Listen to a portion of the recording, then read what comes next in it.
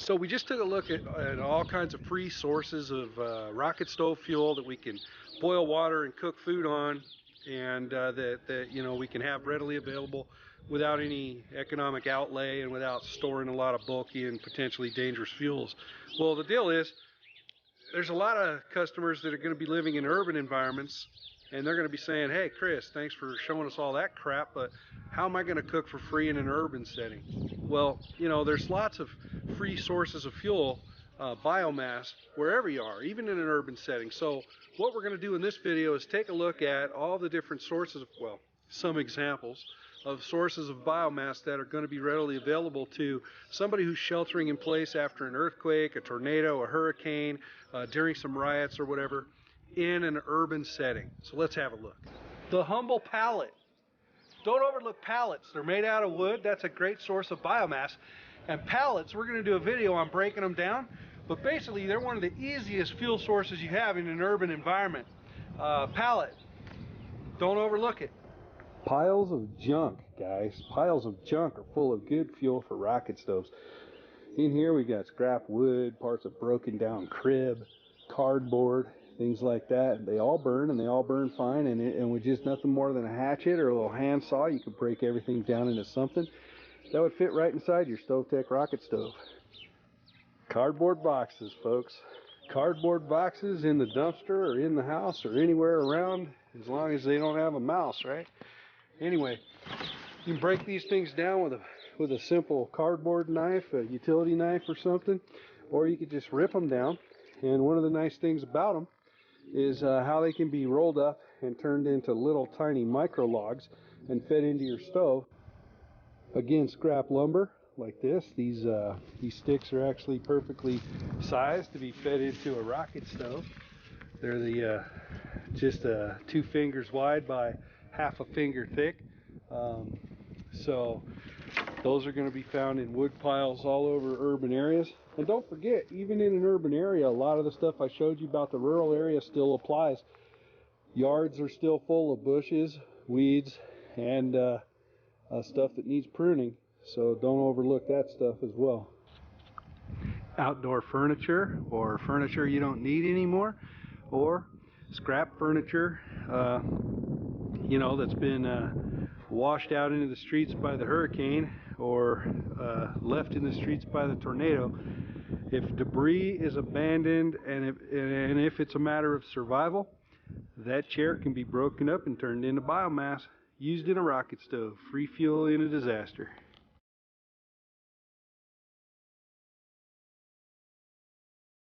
Scrap lumber, that's available pretty much everywhere.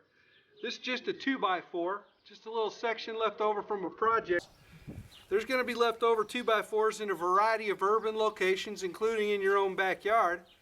But this could be a fence post, a fence slat. It could be part of an unnecessary wall in the downstairs basement.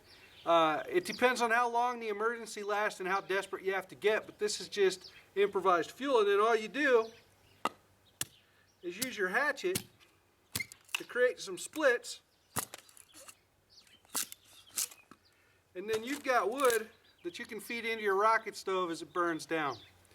So that's one way. Now it could be used in a 1x. This could be also left over from a project, or it might be available from an industrial area near my home. Again, I just go ahead and split it with my hatchet.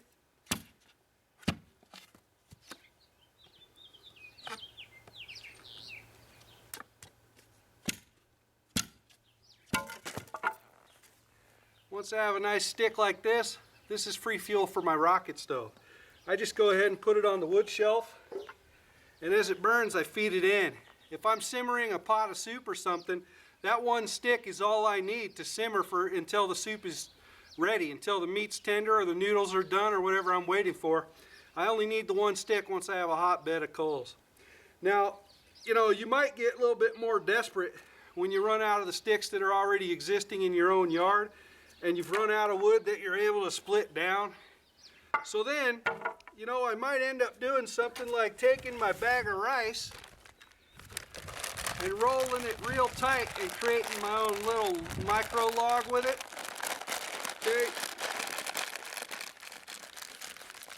And I can either twist this or I can roll it tight enough that it fits in a used toilet paper roll.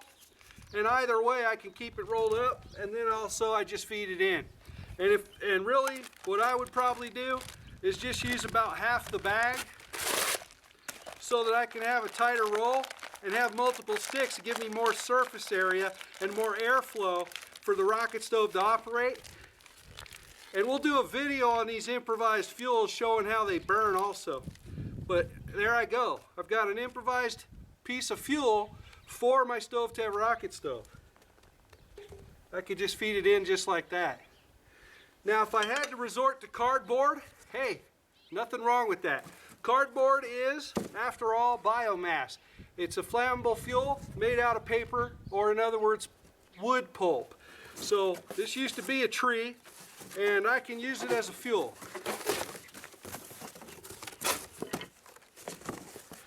I can take this and run it over the edge of a table to get it nice and flexible to where I can roll it up. Or if I just want to save time and not have to roll it across the edge of my table, I could just sort of force it to fold along. You know how cardboard is, it just find a natural fold. Well, if I just force it to find those natural folds closer together, then of course I can form little sticks made out of cardboard. And of course this is a little bit more labor intensive, but hey, I gotta eat. And I'm all out of propane and charcoal briquettes. They ran out a couple weeks ago, you know, because how much could I store? And now I'm able to still continue cooking with free improvised fuels in my rocket stove. Now, my Cheaper Than Dirt catalog is fantastic reading, and I love to pore over it and, you know, admire all the cool stuff I could buy. But if I have to, this Cheaper Than Dirt or any other catalog or magazine or even newspaper can become fuel for my rocket stove. And so all I'm going to do is roll that sucker up nice and tight. Now again, I could just slip that inside my toilet paper roll and stick it in my rocket stove. If I have string or tape, I could use that as well. Just make sure that you have enough ties spaced back that as you're feeding it into the stove, it doesn't come all unraveled on you under pressure as the string burns or as the tape gives way in the fire.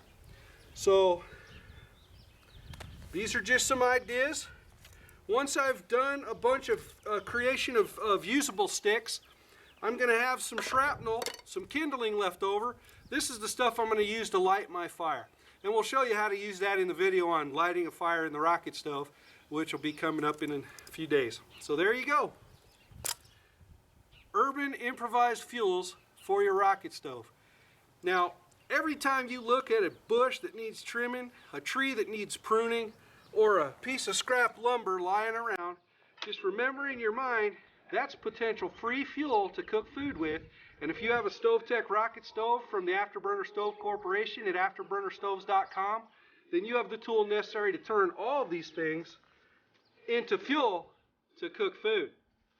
Have a great day and cook something delicious and healthy for your family.